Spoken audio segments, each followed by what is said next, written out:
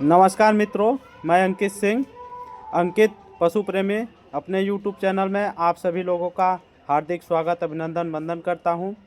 आज 23 दिसंबर है, जिसे राष्ट्रीय किसान दिवस के रूप में मनाया जाता है। यह क्यों मनाया जाता है? क्योंकि हमारे देश के 5वें पूर्व प्रधानमंत्री स्वर्गीय चौधरी चरण सिंह के जन्म दिवस पर मनाया जाता है। चौधरी चरण सिंह एक महान विभूति थे, जिनको याद करने के लिए आज का दिवस किसान दिवस के रूप में मनाया जाता है।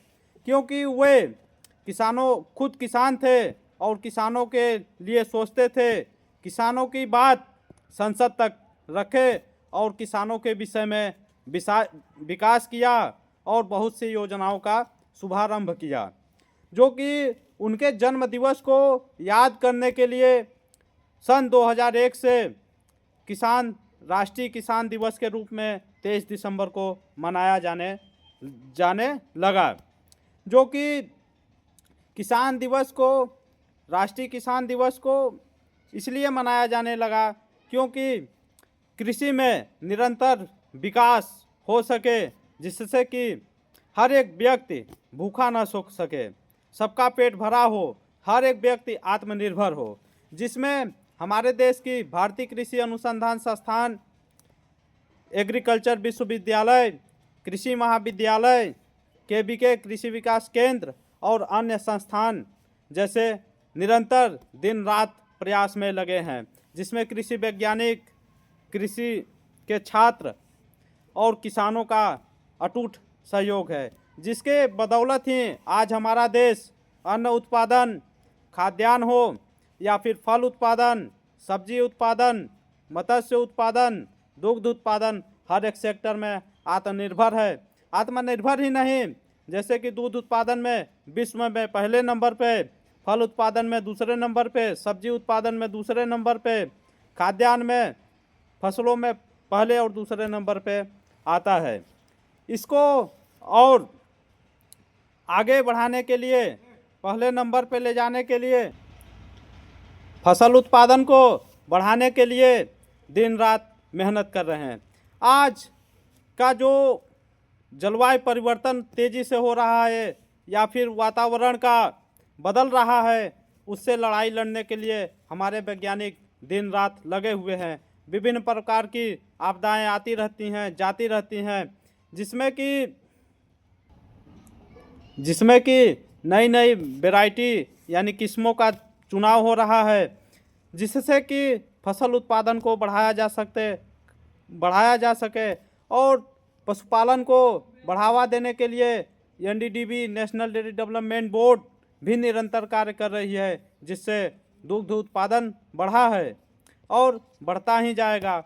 एक चीज़ और है, जैसे कि जो मिट्टी जीवन की अनंत आत्मा है, इसकी गुणवत्ता कुछ अब बिगड़ रही है, जिसको बनाने के लिए हमारी जो वर्तमान में सरकारें हैं, ऑर्गेनिक फार्मिंग या प्राकृतिक खेती पर बहुत ज़्यादा जोर दी है। जैसे कि अंधाधुंध कीटनाशकों का, हर्बिसाइड का, पेस्टिसाइड्स का और खादों का उपयोग बढ़ा है, जिसके वजह से बहुत सी भयावह बीमारियां आई हैं, पशुओं में भी आई हैं, फसलों में भी आई हैं, मनुष्यों में भी आई, जिससे उसका नुकसान मृदा को हुआ है, वातावरण को भी हुआ है। जिसको मजबूत करने के लिए अब प्राकृतिक खेती पर जोर दे रहे हैं। इसके लिए प्रिसीजन फार्मिंग किया जा रहा है, यानी संरक्षित खेती किया जा रहा है। किसानों की आय दोगुनी कैसे हो, इसके लिए सॉइल हेल्थ कार्ड यानी कि मृदा का जांच किया जाए। पहले जो फसलों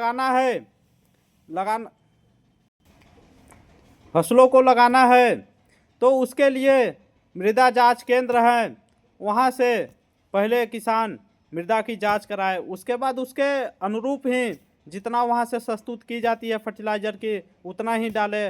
ज़्यादातर या फिर संभव हो सके तो ऑर्गेनिक या प्राकृतिक खेती पे जोर दे, जो कि हम लोगों के लिए एक गौरवपूर्ण बात है कि हमारे देश का सिक्किम राज्य जो है विश्व में इकलौता राज्य है जो कि प्राकृतिक खेती या ऑर्गेनिक स्टेट के नाम से जाना जाता है।